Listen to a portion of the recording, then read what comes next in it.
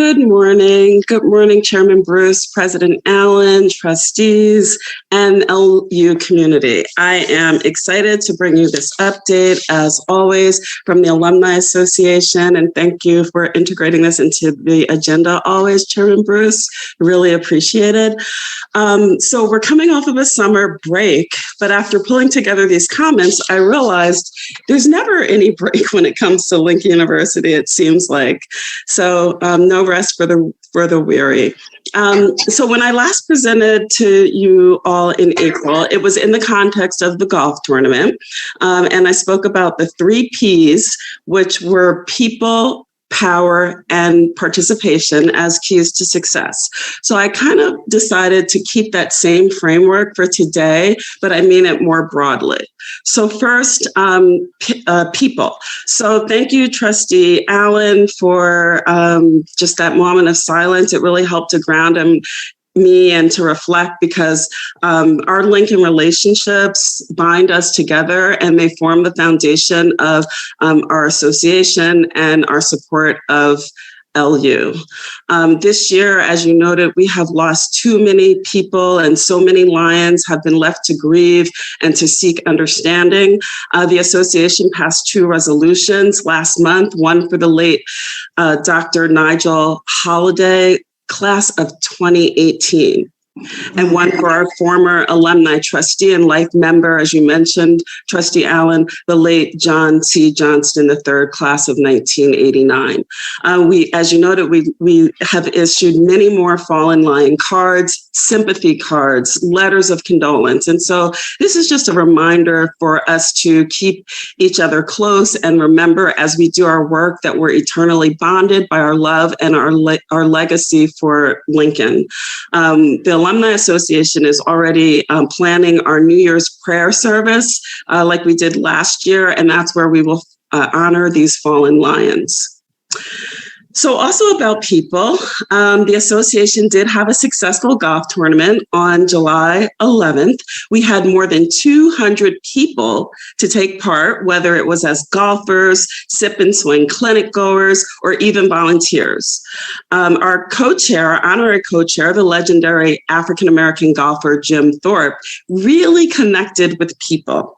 And as the word spread actually about his presence, some of the neighbors from this rural community started showing up on the course for a chance for a photo op.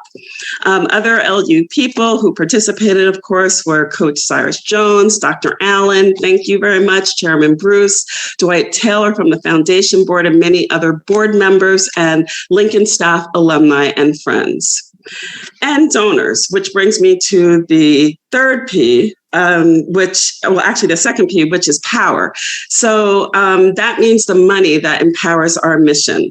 So I'm really excited today to announce that the association was able to bring in about $105,000 in revenue, with all of the profit being slated to go to Lincoln University. Believe it or not. Thank you. I know, it's great. I'm so excited. Now, Lincoln, believe it or not, we are still following up with a few of our donors and pledges, but we are very close to tripling the net donation that we were able to make last year. But I do note that $15,000 of our donation is already in Lincoln's coffers.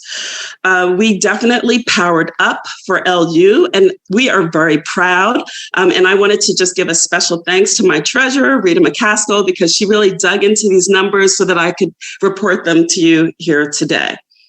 And finally, the 3rd P is participation. And so that means us and all of you.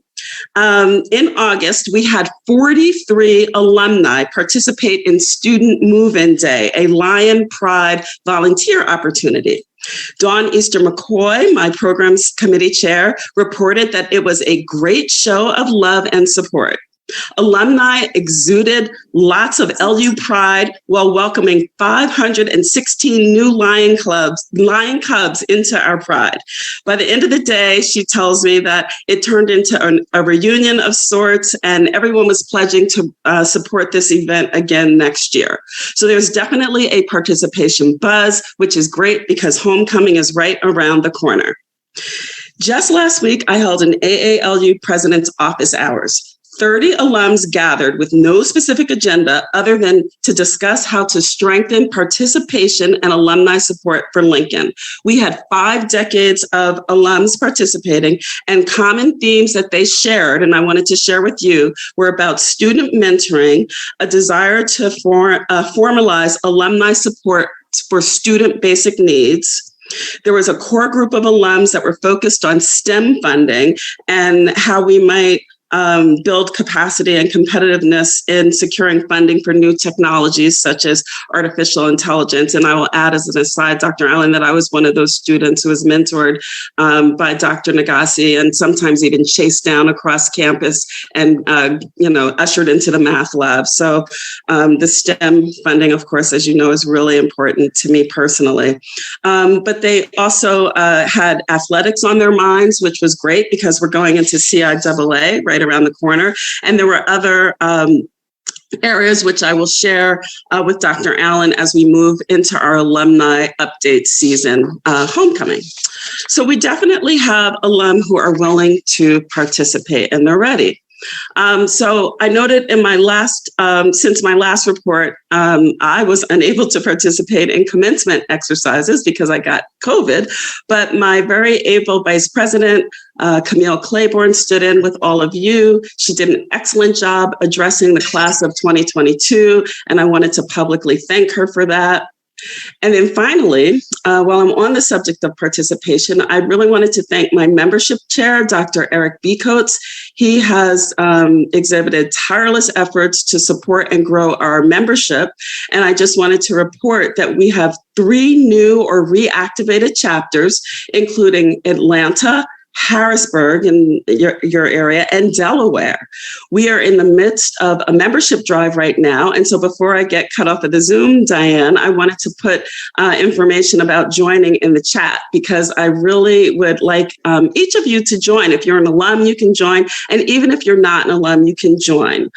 So I'll stop there, but I just did want to add one more thing is that we're in the midst of nomination season. So I was really happy to see Lisa MB Johnson on the agenda for today. That was really excited about that. I want to note, though, that we have 2 new alumni trustee nominee seats opening, and also all 4 officer seats for the AALU, including my seat. So I will put that link in the chat as well and just ask you all to please spread the word because we really do need people, power, and participation for a strong and effective alumni base to support Lincoln, and it starts with each of us. And I have my chat ready to go, Diane, because I know you're going to kick me off of this Zoom. And so with that, I'll thank you so much. Thank you. Well,